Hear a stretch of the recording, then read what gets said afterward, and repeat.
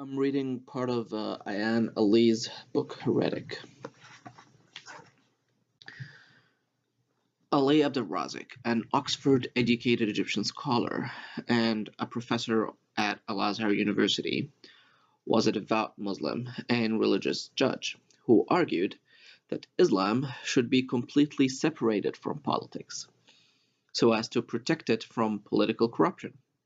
In his 1925 book, Islam and the Foundation of Governance, Abdul-Razik argued that Muslims could use their innate powers of reason to devise the political and civil laws best suited for their times and circumstances. What is more, he specifically rejected the idea of restoring a Muslim caliphate, so dear to modern radicals.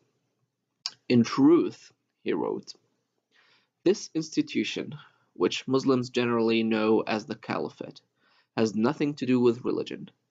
It has more to do with the lust for power and the exercise of intimidation that has been associated with this institution.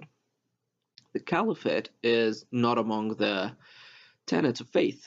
There is not a single principle of the faith that forbids Muslims to cooperate with other nations in the total enterprise of the social and political sciences. There is no principle that prevents them from dismantling this obsolete system, a system which has demeaned and subjugated them, crushing them in its iron grip. Nothing stops them from building their state and their system of government on the basis of past constructions of human reason, of systems whose sturdiness has stood the test of time, which the experience of nations has shown to be effective. End of quote. For positing these ideas, Abdul-Razik was dismissed from Al-Azhar. The university's Supreme Council condemned and denounced his book and expelled him from the circle of the ulema, the scientists. He lost his title of alim, or learned man, and was forced into domestic exile, escaping a worse fate thanks only to his family's prominence. 3 years later, a new group began to emerge in Egypt under the leadership of a schoolteacher named Hassan al-Banna. Disgusted by what he believed was an excess of materialism and secularism, as well as the sight of Egyptians laboring for foreign bosses, al-Banna wanted a return to a pre-colonial era, when religion had been a comprehensive way of life. Although he himself was largely self-taught and did not come from a learned clerical background,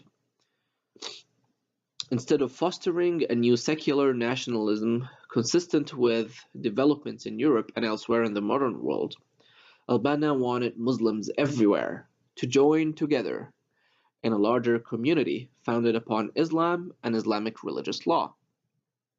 In al-Banna's vision of the Islamic State, there would be no political parties. Sharia would form the legal code, and only those who had a religious education would rule or administer the government. Schools themselves should be attached to mosques. In this way, Islam would be the guiding, unifying principle across the Arab Muslim world. Hassan al-Banna is hardly a household name in the West, but the organization that he helped to found has become one, the Muslim Brotherhood. And his writings inspired some of the most familiar names of the late 20th and early 21st century, among them Ayatollah Khomeini and Osama bin Laden. The triumph of al-Banna over Abdul-Razik, in essence the triumph of theocracy over reform, can also be seen in the fates of other 20th century Islamic reformers. The Sudanese intellectual Mahmoud Muhammad Taha argued that Muslims should embrace the spiritual Islam of Mecca and let go of the Islam of Muhammad's more warlike and political Medina period, which Taha argued applied only to that specific moment in time and not to the subsequent generations. Taha also campaigned against introducing Sharia in Sudan, though he still believed there was no God but Allah and that Muhammad was his messenger. Taha was nonetheless hanged for apostasy in 1985. More recently, Nasr Abdul Zaid, Nasr Abu Zaid, an Egyptian thinker, argued that human language had at least some role in shaping the Quran, thus making it not completely the uncorrupted word of Allah. For proposing a reinterpretation of the sacred text, he was deemed an apostate by an Egyptian court in 1995 and then forcibly divorced from his wife against his and his wife's will because he was now a non-Muslim and a non-Muslim man cannot be married to a Muslim woman. After receiving death threats, Abu Zayd fled Egypt and went into exile in the Netherlands. In Iran, the Islamic thinker Abdul Karim Soroush, though he supported the Islamic Revolution of 1979, later argued that political power should be far more separate from religious leadership than it is today. For making this argument, Soroush received numerous threats, was forced to end his university teaching, and eventually found life so intolerable that he too moved abroad. All of these would-be reformers based their arguments on Islamic theological grounds, but the ulema have not only resisted all such attempts at reform, they have time and again successfully threatened and bullied the reformers into silence or exile, where they have not actually secured their execution. And the method has been to return always to the Quran, because the Quran is inviolate, timeless, and perfect. They argue, what is written in it cannot be criticized, much less changed.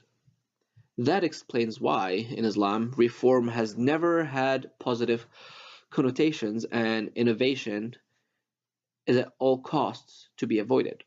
As Albert Hourani explains, after the appearance of Muhammad, history could have no more lessons to teach. If there was change, it could only be for the worse. And the worse could only be cured not by creating something new, but by renewing what had once existed. In other words, reform is simply not a legitimate concept in Islamic doctrine. The only accepted and proper goal of a Muslim reformer is a return to first principles. The Hadith, the text containing the words and deeds of Allah's Prophet credits Muhammad with saying that his generation would be the best of all, the one that followed him the next best, and so on. It is the precise opposite of the Western narrative of progress. In this version of history, instead of improving, each generation is worse than the one before.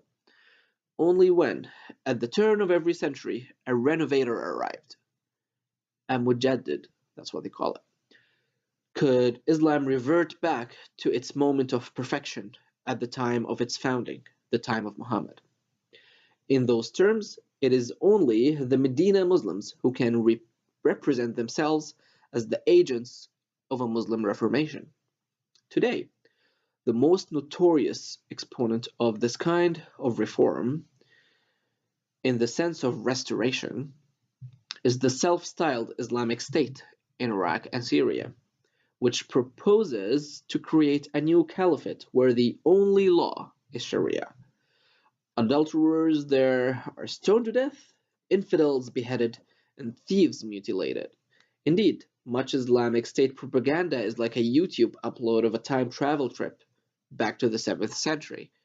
If these are the people who claim to be purifying Islam, what chance does real reform stand?